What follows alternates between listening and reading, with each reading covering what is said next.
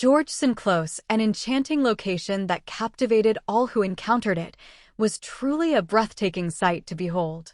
Nestled in a serene part of town, this picturesque area was once a lush bushland where vibrant blackbirds flitted about and majestic white-necked hawks soared gracefully above, breeding and playing among the delicate trees that stood proudly in the radiant sunlight.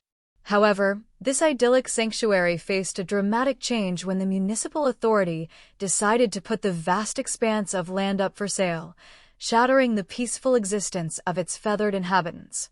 Yet, even as urbanization encroached upon their habitat, these resilient creatures of nature defiantly clung to their home, refusing to be dislodged.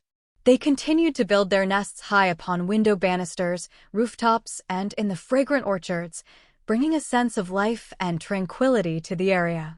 The close itself was impressively vast, adorned with beautifully constructed houses that adhered to the prescribed government architectural mappings, which lent a structured elegance to the neighborhood. In total, there were 40 houses within Georgeson Close, but curiously, it was solely landlords who occupied the premises while no tenants resided there. Each house boasted meticulously manicured ornamental plants that not only decorated their surroundings, but also distinguished each dwelling's unique characteristics, creating a cherished beauty that delighted both residents and visitors alike. Rather than using conventional numbering, every house was identified by the type of ornamental plant that adorned it, listed in alphabetical order to create a charming and distinctive identity for the close. My husband and I proudly took on the role of the first builders in this promising community, and in our enthusiasm, we chose to plant the exquisite Adonis flower both in and around our compound, thus labeling our abode as House A. Adonis, Georgeson Close. Following our lead, other houses took on their botanical names as well, with House B as Bougainvillea, House C as Chrysanthemum, and so forth. As one ambled down the lane, they would encounter some notable families, such as Chief Abebe Bruce, who resided in House P. Primrose alongside his 2 wives, whose unique relationship allowed them to coexist with a fair amount of tolerance. The chief's first wife had only given him a daughter, and lacking the ability to conceive further, she had ingeniously engaged her youthful niece as her husband's second wife. Their blossoming family was filled with laughter and joy, particularly as the young wife gifted them with an enthusiastic horde of boys, much to the satisfaction of the chief. On the north side of the close stood House H. Hibiscus, home to Madame Briggs, a vibrant woman whose life was colored not only by her 3 children from a previous marriage, but also by her relationship with a younger man, a youth corps member 2 decades her junior. Their romance blossomed during her days running a bustling cafeteria at the River State University of Education. It was rumored that he had arrived with little more than a hunger for Madame's delectable dishes, often leaving her with an empty wallet and numerous debts before ultimately becoming a frequent visitor in her home.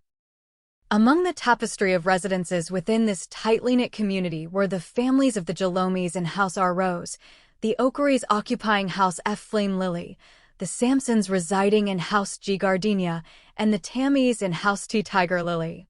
While these families appeared picture-perfect from the outside, I must divulge that each one bore its own unique struggles, metaphorically adorned with a comma that signified the parts of their lives that remained unresolved.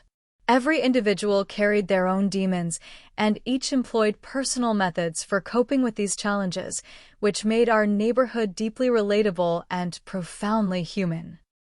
As I previously alluded to, my husband, Chief Abanimo Nneka, and I were indeed the pioneers of this close, and reflecting on our journey brings to mind the roller coaster of experiences we endured to establish our new home. The process was fraught with challenges, requiring immense sacrifice and dedication, as we toiled tirelessly to save up funds and invested every single penny into our ambitious building project. Ultimately, our efforts culminated in the creation of a stunning 2-story mansion that stood as a testament to our hard work and dreams. Before long, Chief Abebe erected his own impressive mansion, followed closely by the delightful Timpri family, and in less than 5 years, what had once been a wild, bushy environment teeming with nature's bounty, both harmless and mischievous, transformed into a blissful haven, a stunning sight that continually captured the admiration of passers-by. Dr. Timpri, blessed with a beautiful wife of Spanish-Nigerian descent, became a cherished friend of mine. We knew her as Lucille. The couple's serendipitous love story began at the Mexican University, where they found themselves irresistibly drawn to each other. Without hesitation, Lucille journeyed back to Nigeria to join him as he settled into his new life. Much like our own family, they also had just one daughter, who happened to be the same age as my first and only daughter, Sophie Kamo Nneka. As I reflect on these meaningful connections, I am reminded of my own name, Lolo Doris Kaimalanma Odinika, and how our shared experiences within the vibrant tapestry of Georgeson Close continue to shape our lives. Please look out for Chapter 1. Like, comment, and press on the notification bell. God bless you.